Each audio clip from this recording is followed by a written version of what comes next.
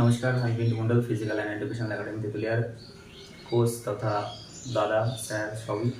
তো চলো আমরা আজকে অঙ্কর চ্যাপ্টার বিভাজ্যতা অর্থাৎ প্রথম দিককারই চ্যাপ্টার অঙ্ক। তো এই চ্যাপ্টারটা নিয়ে আজকে আলোচনা করবো যাতে তোমাদের অঙ্কগুলো করতে অনেক সুবিধা হয়।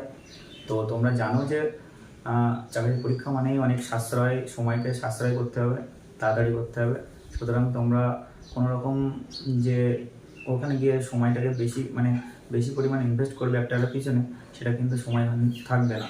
সুতরাং তোমাদেরকে তাড়াতাড়ি করতে হবে, যেটা করতে হবে তাড়াতাড়ি করতে হবে। তো আজকে আমরা এই বিভাজ্যতা চ্যাপ্টার নিয়ে আলোচনা করছি।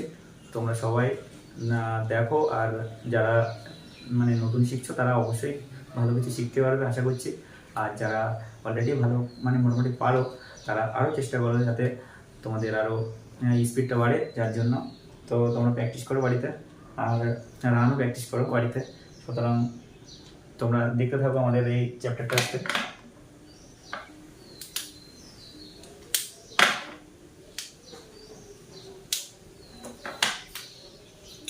তো দেখো, আমরা আজকে বিভাজ্যতা নিয়ে আলোচনা করবো। তোমাদের আগে বলেছি এই বিভাজ্যতা মানে কি। এই বিভাজ্যতা মানে হচ্ছে ভাগ, ঠিক আছে? বিভাজ্যতা মানে ভাগ। এবার দেখো, ভাগ তো আমরা এখন তো আর আমাদের ভাগ করে করে আমাদেরকে দেখাতে হবে না যে তোমরা কীভাবে ভাগ করলে, ঠিক আছে?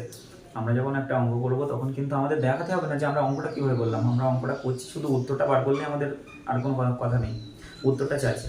তো সুতরাং আমরা এখন ভাগ করতে যাব না, যে কীভাবে ভাগ করতে হবে সেটা কিন্তু আমরা করবো না। আমরা জাস্ট যাতে তাড়াতাড়ি ক্যালকুলেশনটা করা যায়, তাড়াতাড়ি ভাগটা করা যায়, কীভাবে মুখে মুখে করা যায়, তার জন্য কিন্তু আমরা তোমার হচ্ছে এই ট্রিকগুলো শিখবো, ঠিক আছে? তো দেখো, 1 দিয়ে বিভাজ্য হয়, 1 দিয়ে কিন্তু সব সংখ্যায় বিভাজ্য হয়। তুমি 1 দিয়ে যে কোনো সংখ্যাকে প্রায় ভাগ করতে পারবে। যদি ধরো 1 দিয়ে 10-এর ভাগ করা যায়, 11, 12, 13 যাই বলো না কেন, যে কোনো বিজোড় সংখ্যাকেও কিন্তু 1 দিয়ে ভাগ করা যায়। কিন্তু আমরা 1 দিয়ে দেখবো না, কারণ 1 দিয়ে ম্যাক্সিমাম সংখ্যাকে ভাগ করা যায়। সে পয়েন্ট ছাড়া অনেক বাকি সংখ্যাগুলো প্রায় ভাগ করা যায়, ঠিক আছে? তো 2-এর থেকে আমরা দেখবো, 2-এর নিয়ম থেকে দেখবো যে 2 দিয়ে ভাগ করা যায় কিভাবে, ঠিক আছে? তো দেখো,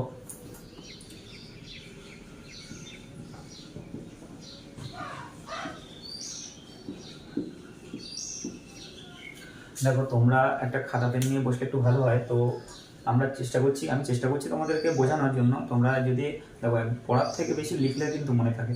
সুতরাং তোমরা যদি পড়ার থেকে 2-একবার লিখে নাও, লেখার পরে যদি 2বার পড়ে নাও, তারপর কিন্তু একদম মাথার মধ্যে একদম সেট হয়ে যাবে যে হ্যাঁ, এইভাবে এটা পড়েছিলাম। তো দেখো, এখানে বলছে 2 দ্বারা বিভাজ্য, 2 দ্বারা বিভাজ্য কিভাবে হবে। দেখো, 2 দ্বারা বিভাজ্য হবে সেই সংখ্যা। তোমাদের কিন্তু আমি এখন যদি লিখে দেখাতে যাই, তাহলে প্রত্যেকটা যদি এগুলো লিখতে যাই, প্রত্যেকটা নিয়ম যদি লিখতে যাই, তাহলে কিন্তু অনেকটা সময় লেগে যাবে। তো আমি মুখে বলছি, তোমরা 2-3বার, আমি 2-3বার করে রিভাইজ করে দিচ্ছি, 2-3বার করে বলছি, তোমরা একবার মনে রাখার চেষ্টা করবে। 2 দ্বারা বিভাজ্য হবে সেই সংখ্যা যে সংখ্যার একক স্থানীয় অঙ্ক 0 অথবা জোড় সংখ্যা হবে। 2, 4, 6, 8 যে কোনো একটা জোড় সংখ্যা থাকতে পারে। আর একক স্থানীয় অঙ্ক যদি 0 হয় তাহলে তো হবেই, ঠিক আছে? তো আমরা জানি, দেখো, একক সবসময় এই সাইডে হয়, একক, দশক, শতক, হাজার, অযুত, লক্ষ, নিযুত, কোটি। তো তোমরা নিশ্চয়ই বুঝতে পারছো। দেখো, ধরো 2 দ্বারা বিভাজ্য হবে কোন সংখ্যা?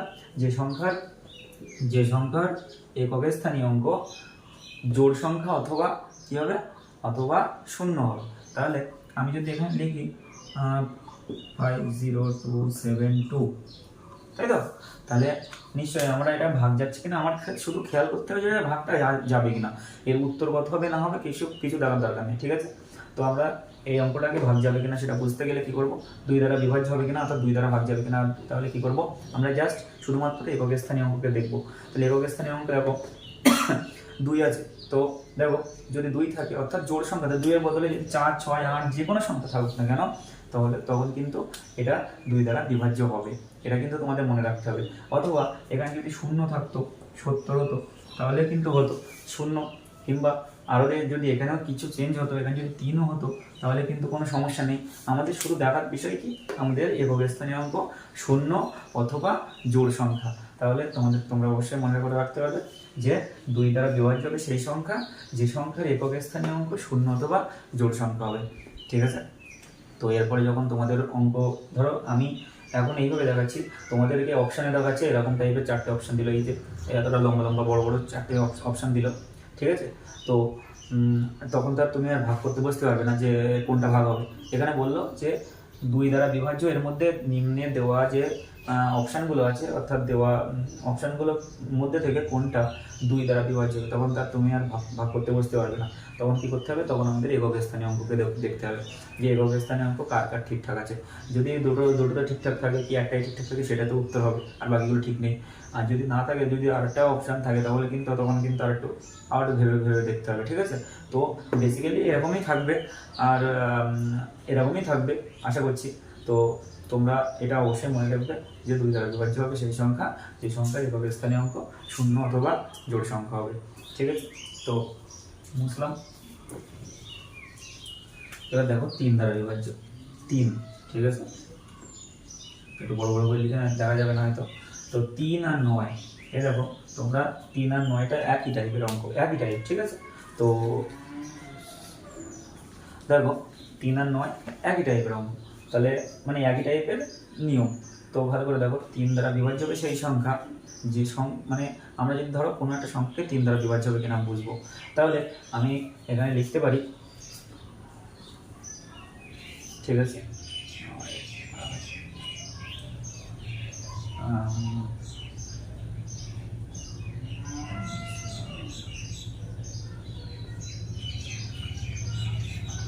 এখানটা একটু কমিয়ে দিই, এখানে 1 দিয়ে দিই,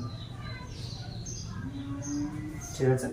তো দেখো আমরা একটা উদাহরণ নিলাম যে এই সংখ্যাটা 9 দ্বারা বিভাজ্য হবে কিনা কিংবা 3 দ্বারা বিভাজ্য হবে কিনা, সেটা আমাদের বুঝতে হবে।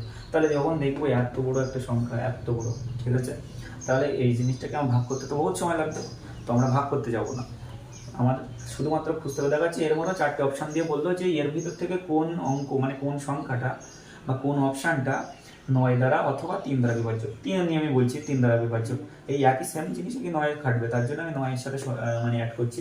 তো বললো যে এবং 4টে অপশান দেওয়া থাকলো, 4টে অপশানের মধ্যে কোনটা 9 দ্বারা বিভাজ্য। তাহলে আমরা কি করব, আমরা কিচ্ছু করব না, জাস্ট এই যে সংখ্যাগুলো দেওয়া থাকবে সংখ্যাগুলোকে যোগ করব। তাহলে দেখো 9 দেবনে 18, 18 পাঁচে কত, 18 পাঁচে 23, 23 আর একে 24, 24 আর 3 27, তাই না?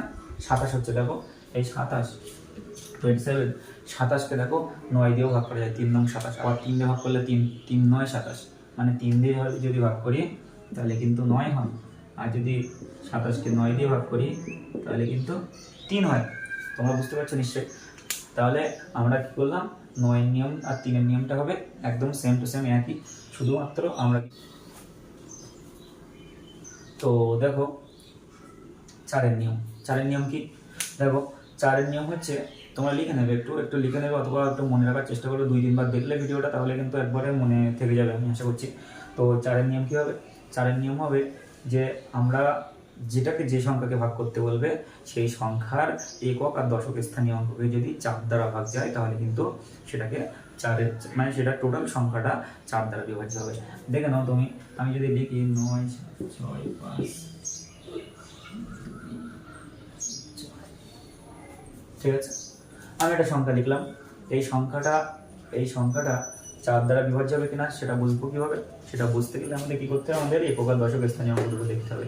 আমি তোমাদের আগেই বলেছি যে 4 দ্বারা বিভাজ্য হতে গেলে কী করতে হবে, আমাদের একক আর দশক স্থানীয় অঙ্ককে যদি 4 দ্বারা ভাগ যায়, অর্থাৎ 4 দিয়ে যদি ভাগ করা যায়, তাহলে কিন্তু সেটা টোটাল সংখ্যাটা, এই টোটাল সংখ্যাটা 4 দ্বারা বিভাজ্য হবে। তাহলে তুমি খেয়াল করো, আমাদের লাস্টের সংখ্যাটা হচ্ছে 24, তাই না? এর তো 4 দিয়ে ভাগ, 4 6 24, তাই না?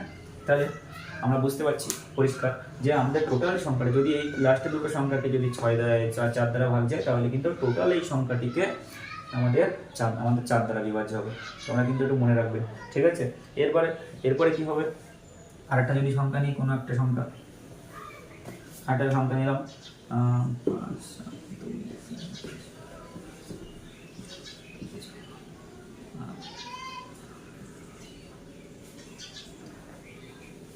ঠিক আছে। আমাদের যত বড় সংখ্যা দিক না কেন, আমাদের কিছু দেখার দরকার না, আমাদের 4 দ্বারা বিভাজ্য হবে কি, যদি কোনো সংখ্যার একক আর দশক স্থানীয় অঙ্ক 4 দ্বারা ভাগ যায়, তাহলে কিন্তু টোটাল সংখ্যাটাই 4 দ্বারা বিভাজ্য হবে। তাহলে আমাদের দেখো এই 4 দিয়ে আমাদের লাস্টের 32 হচ্ছে, লাস্টিং হচ্ছে 32 32, তাই না? এতে 32কে কত দিয়ে ভাগ যায়, 4 দিয়ে ভাগ যায়, কত হয় 8 হয়, তাই না? তাহলে আমাদের পরিষ্কার বুঝতে হবে যে এই যে টোটাল যে সংখ্যাটা আসছে এই সংখ্যাটা কিন্তু 4 দ্বারা বিভাজ্য হবে। তাহলে আমরা একের নিয়ম শিখলাম, 3-এর নিয়ম, সরি 1-এর নিয়ম, হ্যাঁ 1-এর নিয়ম তো বলেই দিলাম যে এক সব দিয়ে এটাকে 1 দ্বারা ভাগ করা যায়, আরামসে ভাগ করা যায়, এইটাই উত্তর হবে। তো 1-এর নিয়ম শিখলাম, 2-এর নিয়ম, 3-এর নিয়ম শিখলাম, 9-এর নিয়ম শিখলাম, 4-এর নিয়মটা শেখা হয়ে গেল। তাহলে আমরা তোমাদের যত রকমভাবে সম্ভব চেষ্টা করবো যাতে তোমাদের লাভ হয়, শেখাতে পারি অঙ্ক এদিকে, মানে এদিকে তোমার পড়ার দিক থেকে যদি শেখাতে পারি, আর ওদিকে রান তো আছেই। তোমরা যদি তোমরা মনে করো যে আমাদের এখানে আসবে, প্র্যাকটিস করবে, পড়াশুনো করবে, তাহলে অবশ্যই আসতে পারো, তোমাদের জন্য মোস্ট ওয়েলকাম থাকলো।